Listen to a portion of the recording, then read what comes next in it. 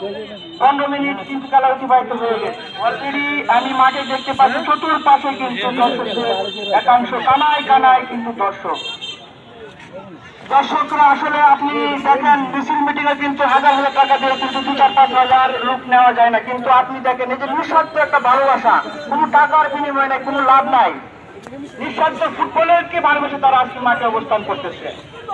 সেজন্য আমি প্রতিটা দর্শককে কিন্তু আমি ধন্যবাদ জানাই এবং আজকে যারা আমাদের এই আমন্ত্রিত অতিথিবৃন্দ মঞ্চে অবস্থান করছেন তাদের প্রত্যেককে আমি ধন্যবাদ এবং সাধুবাদ জানাই।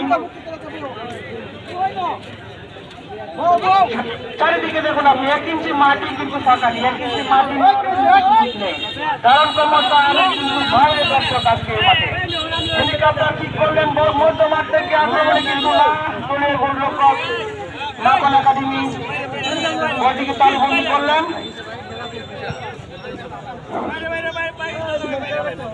হাওয়ায় ভাসিয়ে দিলেন বল, কিন্তু বিপদ সীমার মধ্যে, কিন্তু ক্রসবারের 15-20 ফুট উপর দিয়ে বল চলে গেল সীমানার বাইরে, মাঠ লাইনের বাইরে।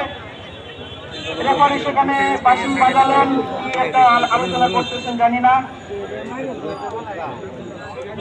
আজকের খেলা রেফারি যিনি দায়িত্ব পালন করতেছেন রিপেল হাসান, তার বল কোথায়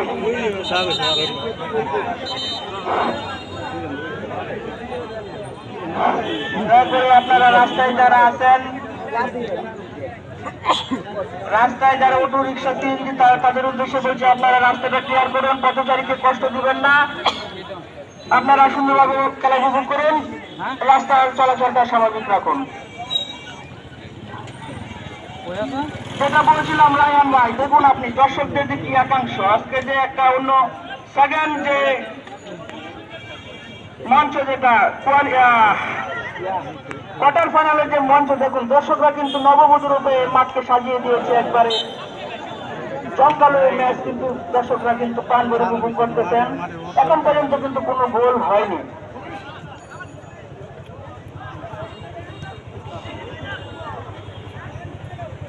দুই দলেরই কিন্তু 11 জন করে প্লেয়ার মাঠে খেলা খেলছেন। যে দলেই গোল করবে সেই দলেই কিন্তু বিজয় লাভ করবে, আর যে দলেই গোল করতে পারবে না সেই দলেই কিন্তু পতন হয়ে যাবে।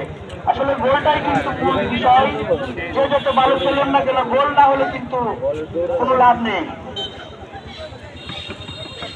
আর একটি মাঠের বাইরে বল চলে গেল থ্রোয়িং মাখন ফুটবল একাডেমির অনুকূলে। বল নিয়ে মাঠে ডান প্রান্তে কাটাকাটি করলেন, বল নিয়ে শুরু করলেন, হেলিকপ্টার বল উড়িয়ে দিলেন, কিন্তু বিপদ হওয়ার কোনো সম্ভাবনা নাই। তিনি সহযোগী প্লেয়ার না থাকার কারণে বলটিকে সরাসরি বুকে নিলেন দলীয় গোলরক্ষক মাখন একাডেমি।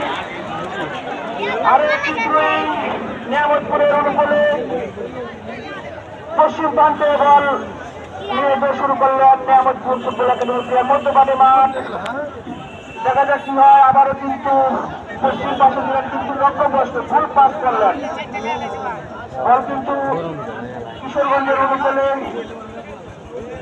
এখন পর্যন্ত তেমন কোনো অ্যাটাকিং আক্রমণ আমরা কেউ দেখতে পারিনি, এখন পর্যন্ত কোনো দল গোলও করতে পারেনি। দর্শকরা নিস্তব্ধভাবে খেলা উপভোগ করছে, কোনো হৈহুল্য নাই, শান্তভাবে তারা খেলা উপভোগ করছে। আশা করি কিছুক্ষণের মধ্যে আমরা সেই গোল নামক সোনার গোলটি দেখতে পাবো।